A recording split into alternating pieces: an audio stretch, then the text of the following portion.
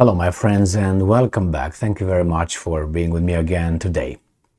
Well, I don't know if Putin said these kind of things just to aggravate and get on people's nerves, or he really means it.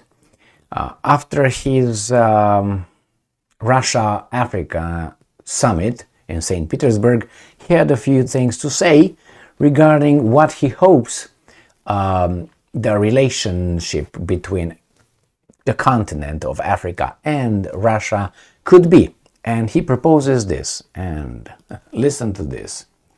Putin proposes launching Russian language schools in Africa. Russia Today. The project would serve as a foundation for further cooperation between Moscow and the continent, the president says. So, Putin has called for Russian language schools to be established in African countries as a means of improving cooperation between Moscow and the continent.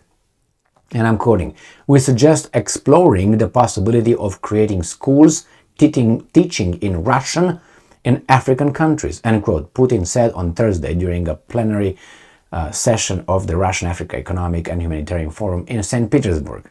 According to the president, implementing such projects, as well as the introduction of Russia's high educational standards, would serve as the best foundation for further mutually beneficial and equal cooperation, end quote. The second Russian-African summit is underway, that was since then. So, what do you think? Is that possible? Not impossible. It all depends on how much money Russia is willing to invest for that project. I think Russia will receive some positive feedback from some African countries, and that could be possible. But why? Will they have an exchange of what? Cultural exchange? Probably.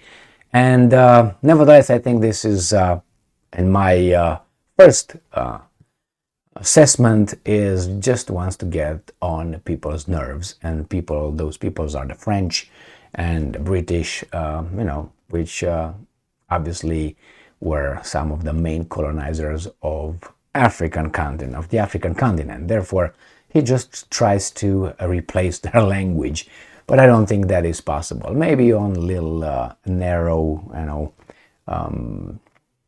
how should I put it, situation just here and there, but not as a big influx of Russian culture and standards. They could open universities over there and send professors to, do whatever they do best. But the thing is, that would be opposed by the former colonizing powers, little by little. You see what happens right now in Niger, where Vicky Nuland visited over there and made some little threats and all kind of things. I didn't know that the Americans have troops and military bases in the country of Niger.